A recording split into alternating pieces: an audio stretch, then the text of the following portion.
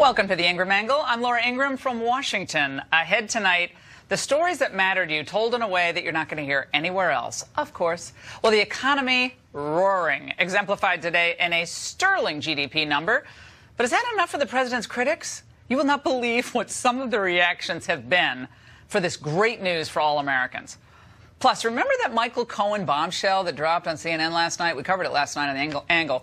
Well, we're going to tell you how flimsy it really is. And in tonight's Friday Follies, Raymond Arroyo reveals the stunning lack of creativity in Hollywood and one stinky plane. Oh, this story. I can't believe we're doing that story. But we start tonight with a story you're not going to get anywhere else. The revenge of the Obama-era judicial nominees. Two cases, actually three if we can get to the third, that show you just how certain judges can have an outsized influence over the policy of this country, the President of the United States, and your lives. First, a federal district court judge on Thursday denied a Trump administration request to dismiss a lawsuit challenging its decision to add a citizenship question to the 2020 census. A policy, by the way, that is completely constitutional, completely sound. Judge Jesse Furman from the U.S. District Court for the Southern District of New York, a Barack Obama appointee, said that the challengers had successfully proven that there is, quote, a heightened risk in the current political climate of a lower response rate due to the president's, quote, anti-immigrant rhetoric. I kid you not. That's not a pundit. That's a judge. And that's not all. A federal judge in Portland, Oregon, has ruled that allowing a transgender high school student in an Oregon school district to use the boys' locker room and restrooms does not violate the privacy rights of other students who may object to sharing that space. U.S. District Judge Marco Hernandez, you guessed it, also an Obama appointee, threw out the lawsuit filed by Parents for Privacy. They wanted this group called Parents for Privacy in Dallas, and saying the ruling, if the parents are upset, well, they can, quote, just remove their children from Dallas High School if they disapprove of the transgender student access to these facilities. Oh, thanks. Well, to discuss this trend of the politicized judiciary totally run amok, let's bring in two top attorneys. Harmeet Dillon is a civil rights attorney and an RNC committee woman from California, and Scott Bolden, chair of the National Bar Association Political Action Committee. I'm lonely in here without either of you, but I'm going to have to make do. Scott, you're usually here, dude. You're not here. Come on. All right, let's start with you, Harmeet, on this citizenship question on the census. Up until 1950, we did have that question on the census, and the census changes, and we didn't ask that question. But tell us about the posture of this case and this particular judge, Jesse Furman. Well, Laura, what's happening here is that these judges are, taking these cases and really imposing their own judicial philosophy and new standards that are not written into the law into these cases. And, you saw the exact same reasoning that Judge Furman used here, which is that Wilbur Ross, who's sort of nominally in charge of the census in his department, had made some remarks about the reasoning behind wanting to count citizens that raised an issue of animus. Now, the United States Supreme Court recently ruled that this animus theory, which was used in the Trump travel ban cases, is bogus and not one of the elements and shouldn't be applied. And, Clarence Thomas has spoken out on this issue as well of nationwide injunction. So basically, this is a confusion, and we have an unelected judge trying to supersede and impose his values over what the president gets to do, asking a very reasonable question in the executive branch and counting. That's the purpose of the census, is to count the people in the country. Why are we not counting some of them? Well, they're counting all people. Hold on, Scott. Count the immigrants then, no, they're counting all people. Count the immigrants. Scott, hold on. They're counting all people, but there's also a question about whether you're a citizen or not. Now, what's the problem with answering the question? Well, I don't understand that. What is the possible constitutional argument here? Well, because it's racially offensive, first of all. Well, how is it to do with race? It's whether you're a citizen. Well, because it's directed at brown people and black people who are coming across that southern border. Of course it is. How is it directed at brown people? It's directed at all people in the country. You ask a question. I get asked the question. Raymond gets asked the question. You get asked the question. Racist tweets about immigrants. When you couple that with Donald Trump's tweets about illegal immigrants, regardless of the Supreme Court, the judge has has taken that into consideration. And by the way, can I just say this? That case wasn't just rested on discrimination issues. The APA was violated. The court found that despite the advisory committees as well as staff ruling against it or recommending against it, Wilbur took on it upon his own to put it in place. The case isn't over, by the way. They just got passed a motion to dismiss, so it's not the final decision. It's not political. It isn't the final decision. The law. Right. But to say that it's racial, you politicize every legal decision you don't agree with. No, but Scott, now you're saying a question asked of all people is racist. All because Americans would have to answer it has a racist, That's unbelievable. It has a disparate impact. You're a smart guy. It may not be racist, but it has a racially disparate impact because it's directed to people. It's absurd. To Mexican immigrants and brown and black people. All right, we got to move on. We got another case. This is interesting out of Portland, Oregon. It's involving transgender bathrooms. We've heard the transgender bathroom case and issue for a long time, but this is interesting because it's a parents group that's gotten together and said, okay, we understand that transgender kids have rights, but we represent families whose sons and daughters do not want to share a bathroom for whatever reason with a transgendered person who's born of the opposite sex. And this judge said, you don't get any privacy rights here, and if you have a problem, leave the district. Harmeet, is that the kind of thing that would survive scrutiny? I know that's the Ninth Circuit, so anything goes on the Ninth Circuit, but that seems like that seemed kind of like a harsh ruling against that parents group, but maybe I'm misreading it. No, I agree with you, Laura. I think it's harsh and it's wrong. Now, obviously, transgender students who I think, may need, a number of supports and medical support they have rights, obviously, but the vast majority of the students are not transgender, and they have rights, too, including their privacy rights. And, people who are transgender in their youth, they may switch back and forth. The specter has been raised, which I think is a real one, of people abusing this transgender labeling and electing it in order to, peep and get into the girls' bathrooms. It's not really, appropriate to only look at one side or the other. And I can tell you, in girls' locker rooms, we've been there, Laura. I mean, everything is showing, and it's not really something that you want as a teenager to have a guy looking at your body. I'm sorry to say. I don't like other people. Any girls looking at my body, I was like, I don't like anyone. I was like covered with a towel. I was one of those shy people. It's true. But it's a slap in the face for the judge to say that the taxpayer, the parents are taxpayers. The parents are taxpayers, and they have a right to have their kids educated fairly and without this type of invasion of privacy. Yeah.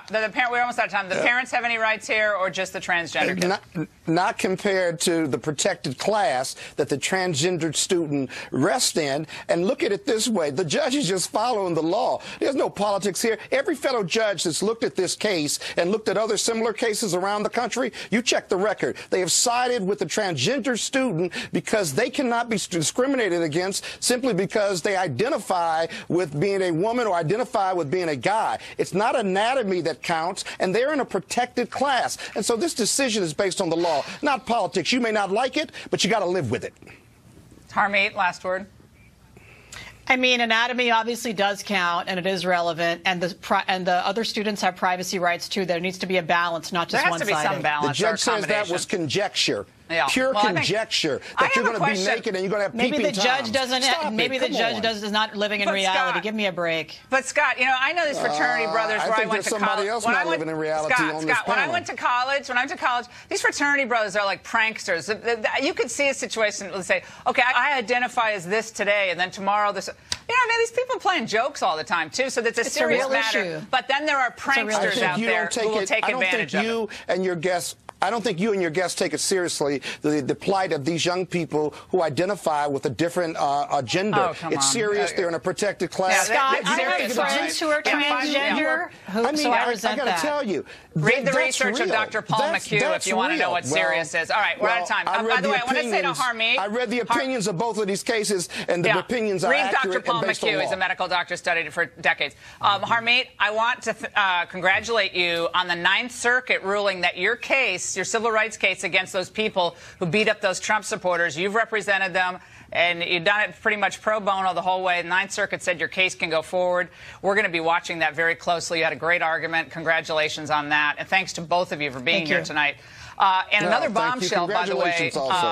that was really nothing. CNN's reporting last night surrounding Trump's reported foreknowledge of the 2016 Trump Tower meeting rests on the shoulders of one man, Michael Cohen. Well, you may remember what the media thought of him, right? It's a group of scumbags like Michael Cohen sitting around in cahoots with each other. Michael Cohen, the goon that he is, if he's got to get rid of the goons. Michael Cohen does him absolutely no favors. This guy is a thug with a law degree and a billionaire boss. He shouldn't be a lawyer. That's not the way you communicate. You don't go to law school to act like a thug. So, a thug, then you don't really take what a thug says to heart, right? Well, the media would have some questions about his reliability, his credibility. No, because what he says now is got to be right. If he is willing to talk to Robert Mueller, which sources say that he is that a game changer? Michael Cohen talking to Robert Mueller, isn't he a gold mine? This is collusion. This is an attempt. This is a fraud on the American people. If this is true, this is collusion. They are colluding with a secret Kremlin plot. I mean, this is it. This is the ball game right here. Wile E. Coyote almost has the Roadrunner. Acme TNT. They're going to... Oh, my goodness. We have a lot to get to. With two of my favorite people, could this really be enough to get the president this time? Here to react, investigative reporter Sarah Carter and the Federalist Molly Hemingway, both are Fox News contributors. Molly. Yeah, it is interesting. People on this story, day after day, month after month, year after year, think they've finally found the thing that is going to bring Donald Trump down. And the idea that Michael Cohen is the linchpin to the entire case and that everything's going to crumble is fascinating that people would cling to that.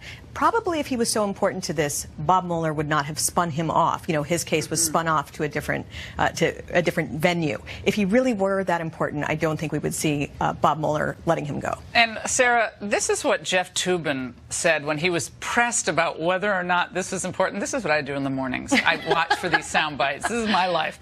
We have to watch this and your reaction. Is Michael Cohen telling the truth about this? But if he is, then what is President Trump guilty of? The question is, did the Trump campaign aid and abet and assist the Russians? And abet. We edited something out, but aid and abet. They said, well, Mueller has charged. He actually said Mueller has charged a conspiracy. He actually used those words, but it's like, because he doesn't know, figure it out. Yeah, they don't even know what to say. I mean, God bless Jeff Toobin. I like him, but come on. They should have just said, "Can I buy a vowel?" I have no idea why this is important. Well, they don't even know what to say. And I was doing the same thing today. I thought, what is CNN talking about? I mean, there's so much news all across the globe, and all CNN could do was talk about Cohen. Over and over and over again. They were pounding this. Cohen's got to be right. Now he has information that, you know, maybe President Trump, but they called him Donald. They refused to call him President Trump. Do you notice that? Yeah. They disrespect even the fact that he's the president. They say Donald must have known about this meeting with Natalia Veselnitskaya and Don Jr. and these Russians, and they were trying to get information from the Russians. Well, it's something Molly and I talk about frequently. We were talking about it just before we came in to see you. Look, if Donald Trump Jr. went to that meeting, and even if they were going to offer him something, why don't we just go back to Hillary Clinton and the DNC actually paying for a dossier.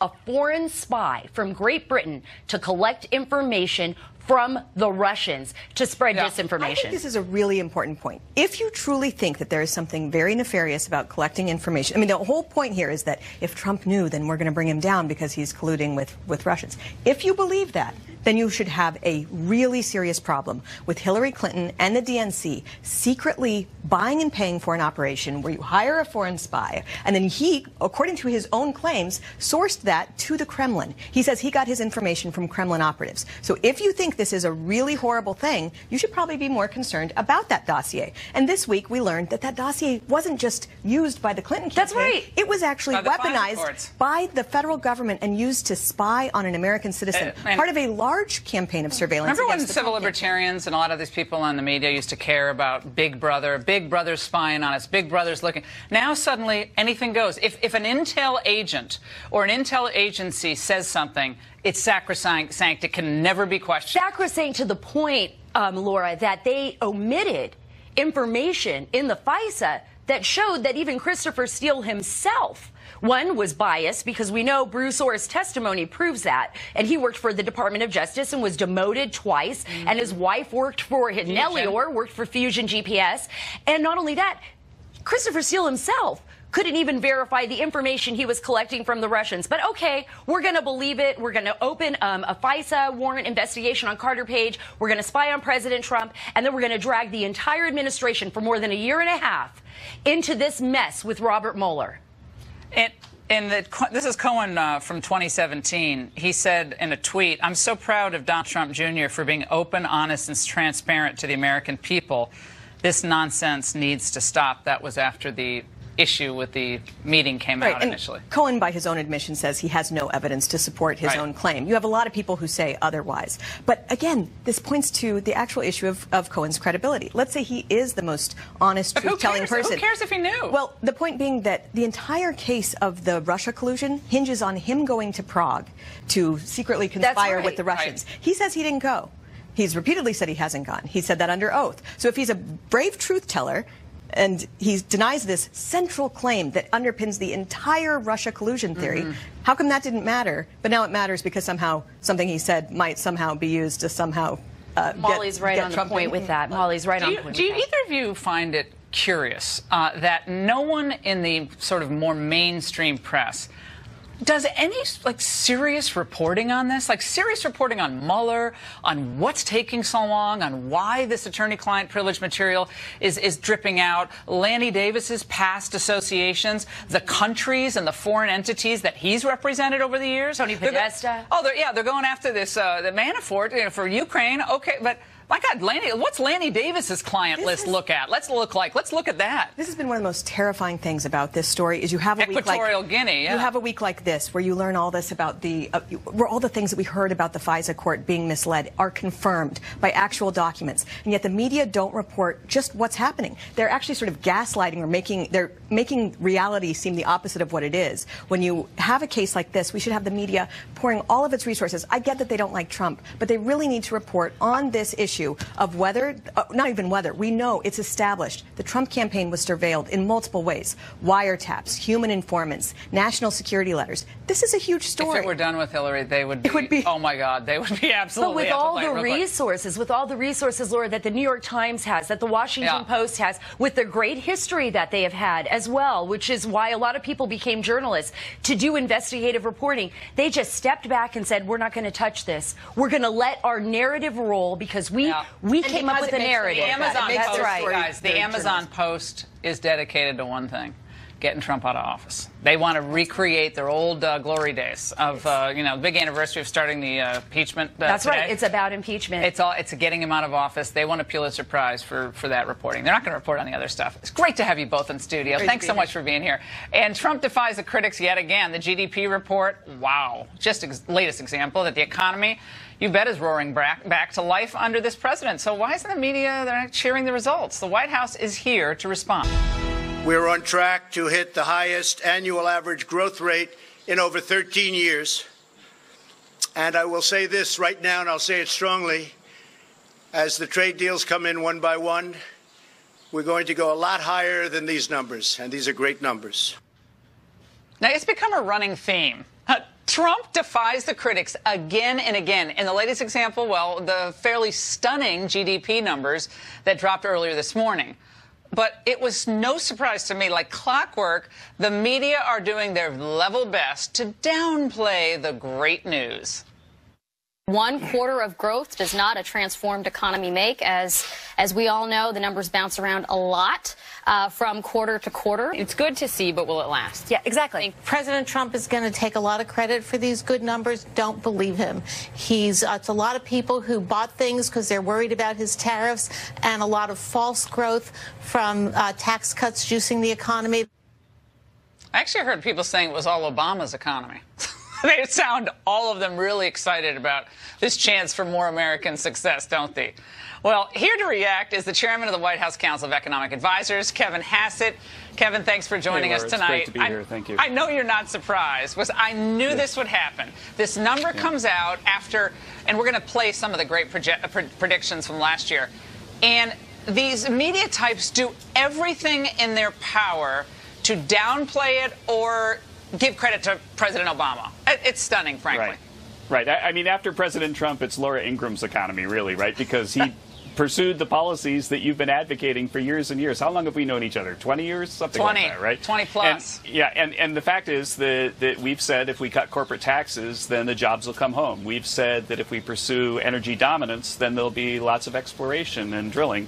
And we said if we pursued better trade deals by showing that we're tough, that we'd reduce the trade deficit. And so if you look at the numbers that just came out, we've got a capital spending boom, structures investment skyrocketed because of all the drilling, and the trade deficit went down and contributed to higher GDP growth. And so everything about the Trump agenda is working. And of course, that's going to drive the critics crazy. And I'd like to add one last thing. I promise not to filibuster, that there can be a sugar high in economics. And so do you remember Cash for Clunkers, which was their brilliant idea for Civilization? Okay. Oh, yeah. So they bought a bunch of clunkers, and then the people had to go out and buy a new car. And so then GDP growth went up a lot in that quarter, but then after that they had a new car and it went back down, right? And so that was a sugar high. What we see is capital spending, and capital spending increases supply, and so all of those factories that are being built this quarter are going to produce output in the next quarter, and that output is going to sustain the growth, and that's what the president talked about. Well, some of the doubters, Kevin, are saying, well, a lot of this has been juiced by other countries buying our soybeans in anticipation of the tariffs that are now not going to happen, at least as far as Europe goes. So they were stockpiling the soybeans. There was a huge increase in U.S. exports of soybeans just because they were stockpiling. And so that, in other words, they say in the months coming, these countries won't need to buy as many soybeans. That's going to put downward pressure on our GDP. Thus, the 4.1% very high level of today is not sustainable going forward. The president said, look for higher numbers today. Well, you know, I don't know higher numbers, but I don't want to disagree with the president either. But the fact is that, you know, we understand farmers in the White House. We know that the soybean crop is, you know, about to be harvested in September, and prices have gone down. And in part, they've gone down recently because the Chinese did stockpile, you know, lots of soybeans in anticipation of a trade dispute. And so that is true. But there are a lot of other things in the trade data, too, like the reshoring of activity because we're no longer in an unattractive tax environment. But the biggest news, though, the biggest news in today's GDP report, which I think is going to frustrate the Democrats, is this old thing called inventories, right? And so if everybody's decided they're optimistic about the country and they're going to go out and buy stuff, then the firms will ratchet up their production. But if consumption is really, really high, then they're going to have to run down their inventories because they're selling stuff off the shelves, right? Because their production can't adjust so fast. And so inventory adjustment subtracted 1% from GDP growth this quarter. So really, we've turned into like Fox Business somehow tonight. But I apologize, but the point is that 1% we're going to get back. We're going to get the 1% back because they have to rebuild it. Like the shelves are empty, so they got to build stuff for the shelves. I get it. I got to remind everyone for some fun things here. This is what Paul Krugman said. This was right after the 2016 election. He said, we're very probably looking at a global recession with no end in sight. I suppose we could get lucky somehow, but on economics, as on everything else, a terrible thing has just happened. May of 2017, LA Times. If Trump thinks he can get more than 3% economic growth, he is dreaming. And those are just, you know, the ones we found in like 5 seconds in our search today. But the critics are there. And Jeb Bush is, by the way, saying that, yeah, this is great because of the tax cuts, but you now have to do immigration reform and you have to have free trade policy. So he was kicking the tariffs on the way to the praise there, Kevin. Final comments. Well, the president's strong stance on trade has delivered a lot of progress in these negotiations on the trade deals. And remember, the objective is to open up European markets, open up other markets for agricultural products and other products from the U.S. And you saw the really great news from the EU this week. That would never have happened if the president hadn't fought for America's workers and stood strong, as you've been advising to do. Never. Kevin, thanks so much for joining us. Thanks for having me. Really appreciate it. And it's great to here be to respond to the man who held the same position during the Obama administration, currently an economics professor at the University of Chicago's Booth School of Business, fantastic school, by the way, is Austin Goolsbee. Austin, tell us, why should we be discouraged by a good GDP number, which, to listen to some of the commentary today, it's like you want to, you know, take a Prozac. This is like great news, and so many of these Democrats just they couldn't deal with the positive news for the country or for Trump, which to me seemed very sad. Yeah, look, I'm going to agree with you. I do find that sad, and you could see that there were a bunch of Democrats who were just trying to spin it in a partisan way. There's nothing bad about having a 4% GDP growth number. That's good. That's good for America, and the president is entitled to say this was a good number. You could see he was beaming with pride. The question now is, how can we continue to sustain that? It is worth remembering just last quarter was a pretty mediocre number. So we had around 2%. Now we got 4%. Let's hope we get more 4% and not return to the 2%. But I don't think there's anything that you should convince yourself that was bad about this number. It wasn't bad. We aren't seeing wages rise as we want, especially with a tight labor market. You would think that wages would begin a real uptick. I agree. That's a problem, yeah, and that's been flatlining for 18 years. We haven't seen real wages increase. We're seeing a lot of bonuses, though, which is nice to see. But people want to make more per year and per hour. As we should. But I go, look, that's the toughest part of the recovery, and it has been true for a long time. It's not like this is just the fault of the Trump administration. It's been a long period that we haven't had enough wage growth for just ordinary workers, right in the middle of the wage distribution, if you want to think about it. Now, that doesn't take away from the GDP today. The GDP today is very good, but I just be a little careful. There are several aspects of the GDP number today that look like they're probably temporary. We're still growing pretty well, but there's just some parts of it that 4% is not. Remember, the increase in trade hasn't really kicked in yet. I mean, when this European deal gets done, I understand NAFTA is going to get done now. My sources are telling me. But if NAFTA gets done, which it looks much more likely now, which I can't even believe I'm saying that, but it does, that's also going to be very positive. I hope you're right. I am right. We don't have a trade war is a good day for America. Yeah, I am right on that, and I'll have you back. But let's play. This is something fun that happened this week. Bob Lighthizer, U.S. Trade Rep, was on Capitol Hill, and he was in front of the Senate committee, and, of course, lots of critics on both sides about these tariffs and how we're trying to take on China. This is Brian Schatz, Democrat from Hawaii. Let's watch. First of all, you say the Chinese are clever because they have a 50-year view. We should be clever and have a 2- or 3-year view. That doesn't make any sense to me. I believe that No, I'm saying we're a democracy, and so we take a shorter-term view because we are responsible to our voters periodically. So does that mean that democracies always lose to authoritarian governments? Does that mean the state capital? No, does that mean? Sir, it just means you don't pick stupid fights.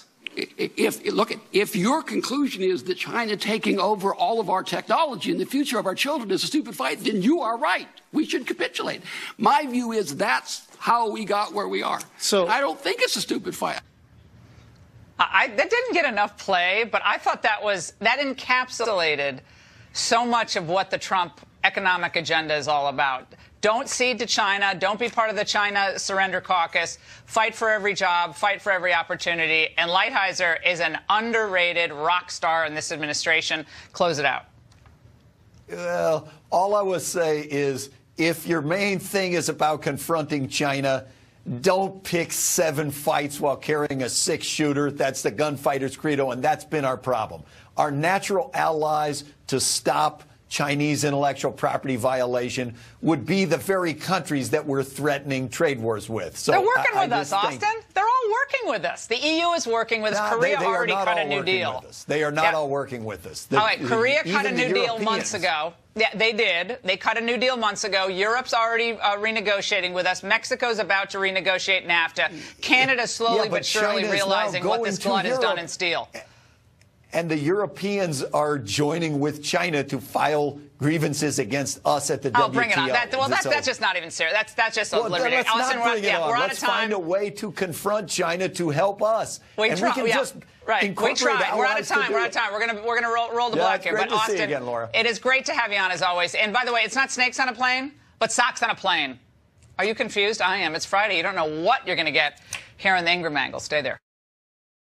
News headquarters. I'm Jackie Ibanez in New York. A deadly wildfire exploding in Northern California, forcing thousands to flee their homes tonight. At least 2 people have died, including 1 firefighter. The car fire tripled in size Thursday, jumping the Sacramento River and reaching into Redding. The city is about 100 miles south of the Oregon border. Dozens of homes have been destroyed and thousands more threatened by the flames. Scorching temperatures, strong winds, and drought are fueling the fire. Forecasters don't expect a break in the weather anytime soon. And sky gazers around the world were treated to a rare sight, a blood moon. Look at that. This complete lunar eclipse was the longest of this century. It lasted an hour and 43 minutes to be exact. With the exception of North America, much of the world caught a glimpse of the red moon. People in Australia, New Zealand, Europe, Africa, and Asia, they all had the best view. I'm Jackie Ibanez. Now back to the Ingraham angle. For all your headlines, log on to foxnews.com. Have a great night. It's Friday, and you know what that means. Reboot mania, one stinky grounded plane, and the biggest documentary in the country? Where to begin? For more, we're joined by New York Times bestselling author of the Will Wilder series and Fox News contributor Raymond Arroyo. Okay, Raymond, there were more reboots announced this week. Yes. It's like, you know, the 90s have returned. What is the latest? The 90s are back with a vengeance. Frasier may be rebooted. Charmed, the show, remember the 3 witches? They're going to reboot that. And the biggest reboot that's causing so much blowback, Buffy the Vampire Slayer. Do you remember this show? No. With Michelle Gellar. You don't remember this show? I never watched it. It was a huge, this was one, in the 90s, this was one of those kind of seminal shows that captured the zeitgeist of the time. It was a girl fighting back who could be both beautiful and tough. Well, setting people on fire. Well, there's a lot of blowback because they now want to recast Buffy as a black actress, have a black actress play the lead role. And I want to share this tweet with you. This is indicative of some of what's happening on social media. This is a staff writer for Vulture, an Angelica Jade, and she writes, she's an African-American writer. She says, I'm not interested in seeing a black Slayer take on the role of Buffy or even seeing gender and race-bent reboots. It's boring and insulting. We deserve our own mythology. That is a great important, I think, take on all of this. Remember a few years ago in 2014, they tried to relaunch Murder, She Wrote, the old Angela Lansbury show, with Tavia Spencer. Oh, that went nowhere. Well, Angela Lansbury said, Cabot Cove is our little world. This character is so particular to that time and place. I can't see it.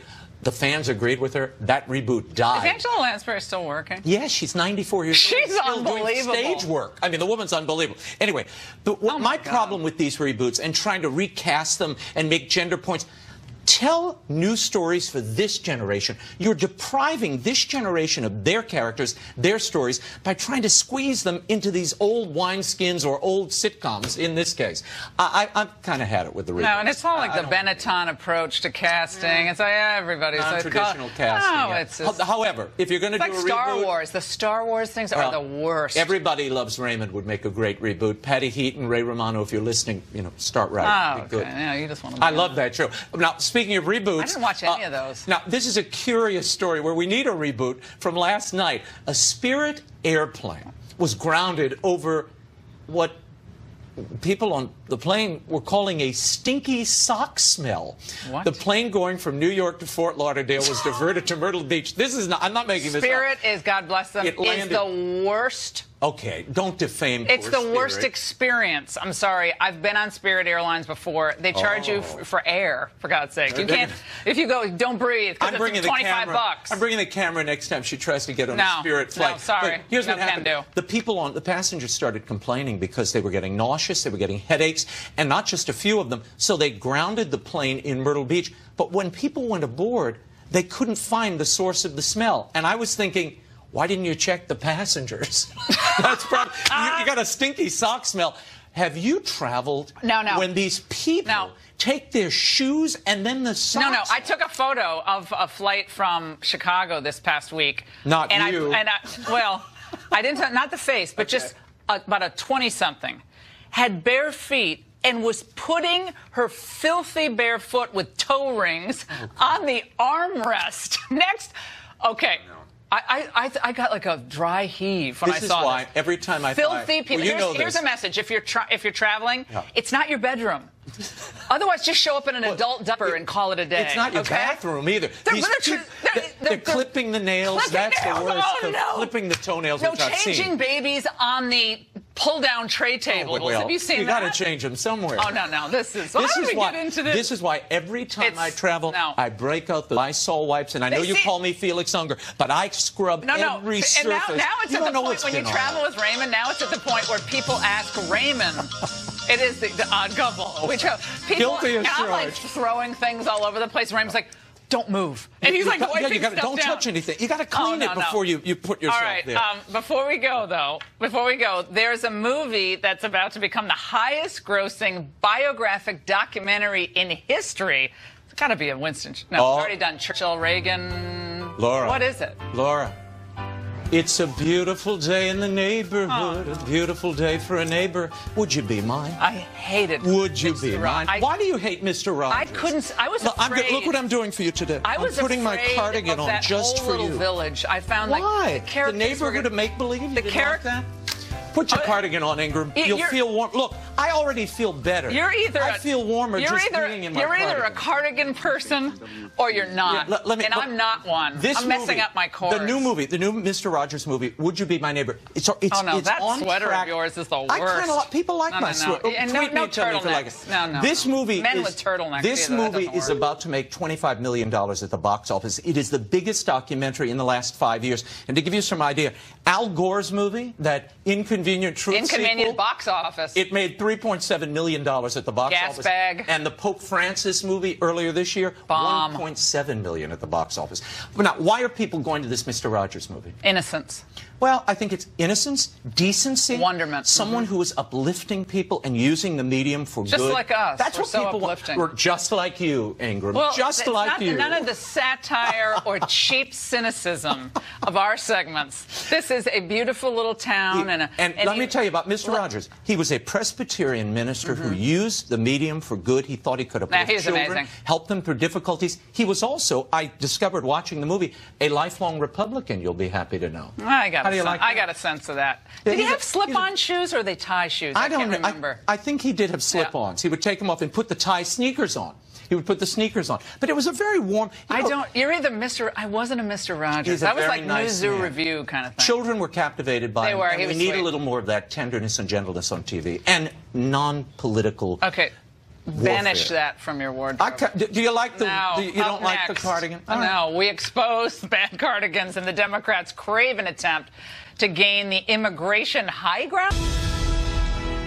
Remember when Michelle Obama said, when they go low, we go high? Well, Democratic leadership looks to be employing a brand new messaging strategy. When they win on policy, we just lie. I give you House Minority Leader Nancy Pelosi with an interesting take on immigration. We have a responsibility to protect our borders. Let's make no mistake about that. And Democrats have been strong on that point, all of our borders. In fact, I said to some of you before that when we had the 9/11 incident and the commission was formed and they made their recommendations, they made recommendations to protect America. But the Republicans would never take them up, and some of it was about our borders. Oh, wait a second. Did she say 9/11 was an incident? Well... Democrats are tough on immigration. Well, to debate that, let's bring in Michael Cutler, former senior special agent at INS, the predecessor to ICE, and immigration attorney Francisco Hernandez. Great to see both of you. Thanks Francisco, thank you. How are Democrats tougher on immigration than Republicans? Which, when she's trying to convince us of that, it leads me to believe she knows they're losing on this ICE issue. But nevertheless, she's making a bold proclamation that the Democrats are the ones who are really all for border enforcement. Tell us how. Well, guys, do we want to sit here and get our feelings hurt about what she meant and what she wants to say? Or do you guys want to call her bluff? Prove them wrong. Make them filibuster. At least let them show their cards. But we're sitting back not doing anything because they hurt our feelings. They say they're stronger on immigration than we are. What she did forget to say is to point out that all of the 911 terrorists were here legally. Well, no, actually, one had overstayed a visa. It was on the wrong type of visa. One shouldn't have been on that visa. Yeah, so originally on a overstayed visa. But, I mean, calling 9/11 an incident as an American citizen, I mean, I know Nancy's, been a little slow lately, but that's just abhorrent. It's beyond outrageous. Michael, sure. This argument about abolish ICE, which kind of undergirds what Nancy's talking about here. Right. It's exploded across the country. These protests, yes. Whipping up people. They feel bad because separated kids. I understand that. But they've backfired. These protests have backfired, and most people think we need ICE because they do human trafficking work. They do all this great drug interdiction work. And yet, the Democrats, they thought that was going to be political nirvana. And I don't see it. I think it's been a complete disaster for them, this idea.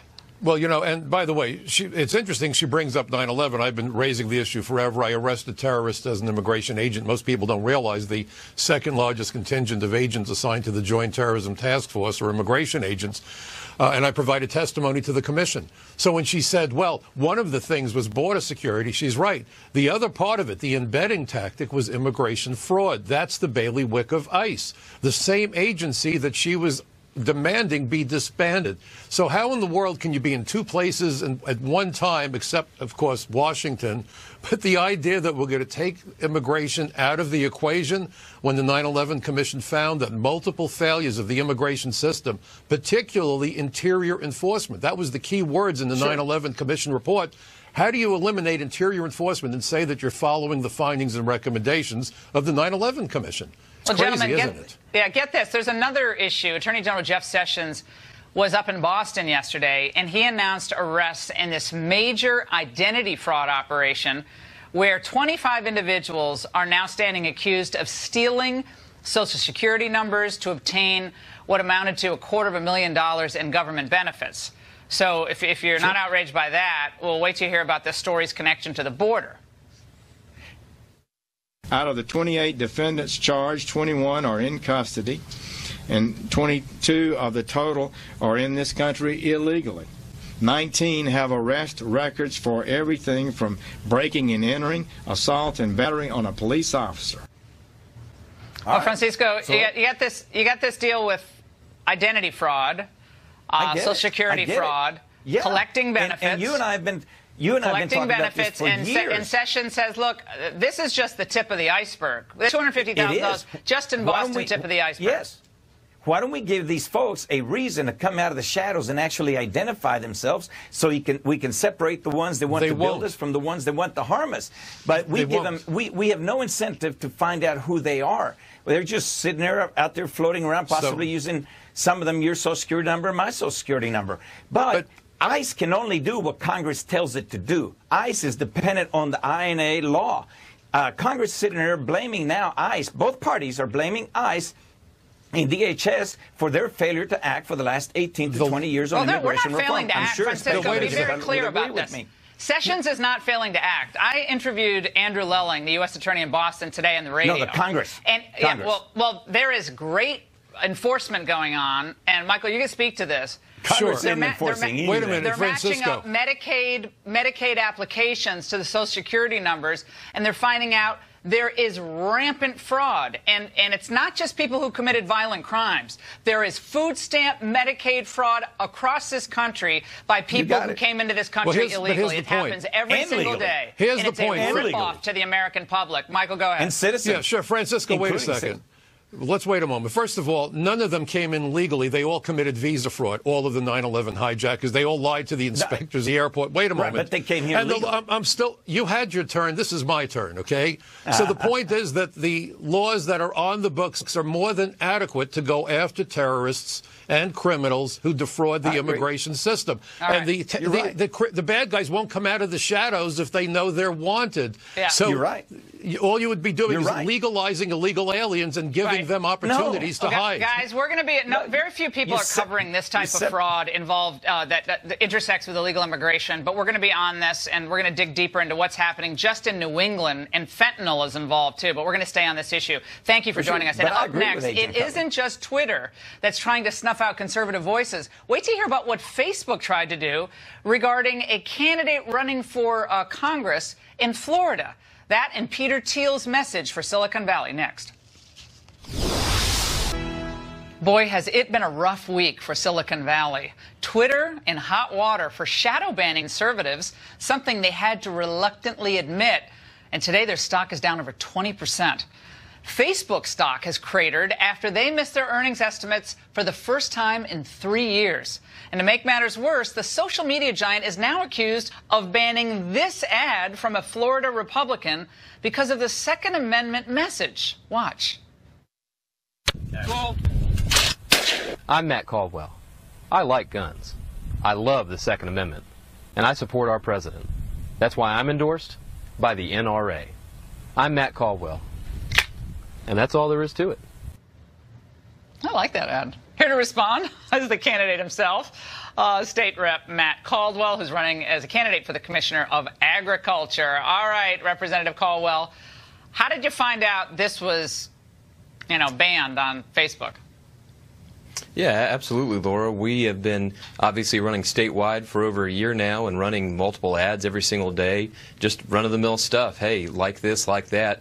We go and post this mom and apple pie pro-Second Amendment, pro-President Trump, pro-our NRA endorsement ad, and it gets flagged immediately. And so we do what it tells you to. Hey, appeal it. Let us know why you don't think it should be flagged. And of course, we wait and we wait and we wait. No response. Here we are 5 weeks out from our primary. 2 million voters in Florida we have to talk to, and we're losing time while they, I don't know, review it. It gets lost in the black hole. And so we called them out in the media, put out a press release and said that we'd been blocked from talking about this straightforward message that I've been sharing across the state for the last year and a half. And until we called them out for it, they didn't take any action. Of course, once we did that, the bad publicity, they called us up immediately, apologized, authorized it. But really, it's just the precedent. You go look through Facebook's policies, and automatically anything that deals with guns or ammunition, it gets flagged. And, I'm running for office, so I've got a platform. They paid attention to me. But what about private citizens? The average person that's trying to use this platform to talk about the things they believe in, the things they want to share out with the public, and where do they fall? They don't have the same opportunity that you have, certainly, as you said, the platform. And it makes you wonder how often this happens in the course of a day. And there's a lot of stuff, on these social media platforms that most people find objectionable, but it doesn't get flagged. And whether it's nudity, semi-nudity, or violence from film clips, so how do you start making that judgment? I mean, this is where I do kind of prefer the free market, unless it's someone being mutilated or, or something that's really vile and incitement to violence. But thus far, there is no other problem with Facebook today, right? Well, no. So they're running our ads now and have told us we shouldn't have any more problems. But again, it just shows you where their mindset is at. Why are guns automatically? Why are they automatically flagged? But you've got things like abortion. You could run an abortion ad. That would be totally.